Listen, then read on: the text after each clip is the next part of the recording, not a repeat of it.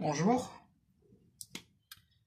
Aujourd'hui, on va parler d'un cas particulier de la force exercée par une masse sur une autre masse.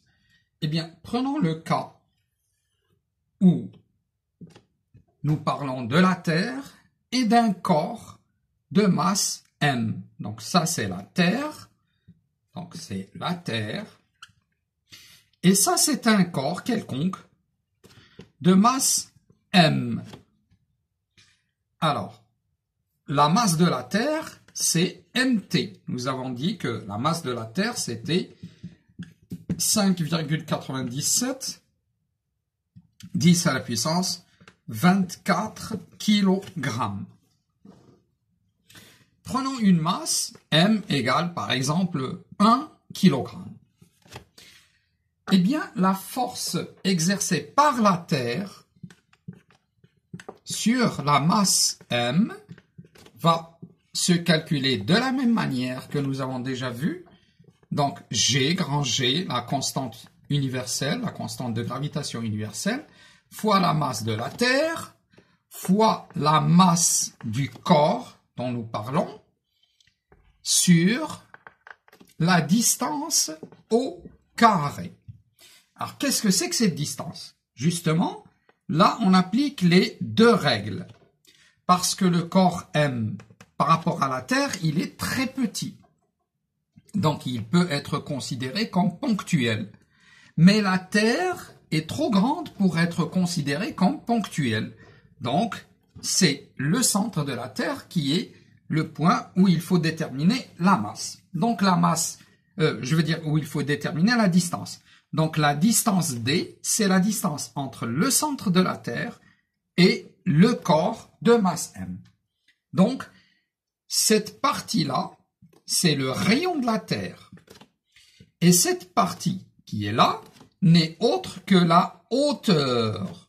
Donc, RT, c'est le rayon de la Terre. C'est le rayon de la Terre. Et la distance H n'est autre que la hauteur du corps par rapport à la surface, par rapport à la surface de la Terre. Donc, D, c'est tout simplement RT plus H. Ça, c'est la distance qu'il faut utiliser dans cette formule. Donc, voilà la formule qui va vous permettre de calculer cette force exercée par la Terre sur le corps M. Eh bien, je vais devoir effacer au moins cette partie. Donc, j'efface le schéma. La masse de la Terre, puisque vous la connaissez déjà. Et là, donc, je vais faire mon calcul. Donc, F, T sur M, c'est grand G, fois la masse de la Terre, fois la masse du corps, sur la distance D, qui n'est autre que le rayon de la Terre, plus la hauteur, le tout au carré. Voilà. Or, ça, c'est la définition de la force exercée par la Terre sur le corps selon la loi de Newton. Mais nous connaissons une autre force qu'on appelle justement le poids et qui n'est autre que la force exercée par la Terre sur un corps. Et le poids, vous le connaissez déjà. Donc la force P, qui est le poids du corps, eh bien nous savons déjà auparavant, de par les années précédentes, que le poids d'un corps, c'est la masse M multipliée par G. Et ce G est appelé l'intensité de pesanteur. Parfois on dit l'intensité du champ de pesanteur. L'intensité du champ de pesanteur. Donc, de façon simple, on dit l'intensité de pesanteur, mais on peut aussi dire l'intensité du champ de pesanteur. Alors, qu'est-ce que c'est que ce P? C'est l'intensité de la force exercée par la Terre sur le corps de masse M. Et qu'est-ce que c'est que cette force-là? C'est la force exercée par la Terre sur le corps de masse M. Il s'agit donc de la même force. Eh bien, en écrivant l'égalité Ft sur M égale P, voilà ce qu'on va trouver. Grand G, Mt fois petit m sur RT plus H le tout au carré est égal M fois G. Et là, on constate que dans cette égalité, nous avons M des deux côtés. On peut donc simplifier par M et on obtient la formule que nous n'avons jamais vue avant, qui est G, qui est l'intensité de pesanteur, est égal à grand G fois la masse de la Terre sur RT plus H le tout au carré. Et ça, c'est une nouveauté. C'est quelque chose que nous ne connaissions pas avant. Ce qui nous a permis de trouver cette formule, c'est justement de comparer les deux expressions de la même force.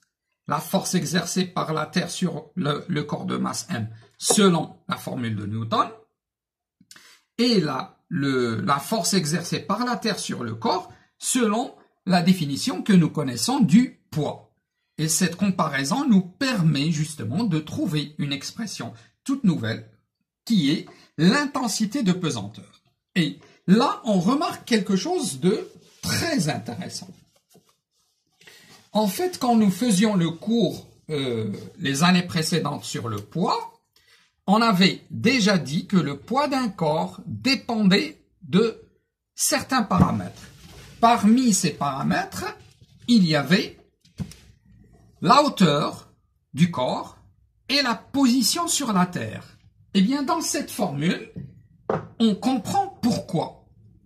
D'abord, RT change selon la position. Pourquoi? Parce qu'en fait, la Terre n'est pas une sphère parfaite, elle est un peu aplatie au pôle, ce qui fait que le rayon au pôle est un peu différent du rayon à l'équateur. Ça, c'est le rayon au pôle, et ça, c'est le rayon à l'équateur. Eh bien, le rayon au pôle est plus petit légèrement que le rayon à l'équateur. Et de ce fait, tous les rayons qui vont venir sont un peu plus ou moins grands les uns que les autres. En allant du pôle vers l'équateur, le rayon de la Terre est en train d'augmenter. La deuxième chose, c'est la hauteur. Si vous éloignez, donc dans cette formule, si vous éloignez le corps, la force d'attraction de la Terre faiblit. Si le corps s'approche et se met, par exemple, à la surface de la Terre ou même à l'intérieur, c'est-à-dire, par exemple, dans un puits ou quelque chose de ce type, eh bien, tout simplement, la force augmente. Eh bien, il est évident que cette formule nous montre que G dépend de la position du corps par rapport à la Terre, c'est-à-dire du rayon de la Terre, et ça dépend de la hauteur du corps. Donc, ceci explique ce que nous avions dit l'année dernière ou les années précédentes. Maintenant, la chose nouvelle, c'est que G dépend de la masse de la Terre. Et ça, c'était évident. On n'en parlait même pas, puisque le poids, c'était la force exercée par la Terre. Donc, cette formule nous explique un peu comment G dépend de la position, dépend de la hauteur et dépend de la Terre aussi. Si on change de planète, par exemple, on va sur la Lune, eh bien, l'intensité de pesanteur sur la Lune est différente de la nôtre. À cause de quoi? À cause de la masse de la Lune, du rayon de la Lune et de la hauteur à laquelle on se trouve.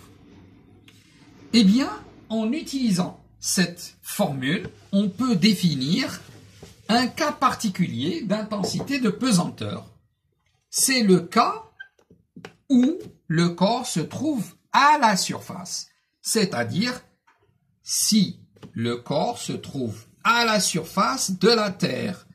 Donc la hauteur, c'est 0. Et donc il ne reste plus que le rayon de la Terre.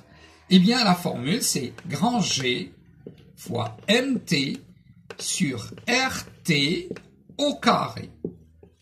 Et cette intensité de pesanteur, si on prend les valeurs de mt, de RT, de G, eh bien on peut calculer la valeur de G0.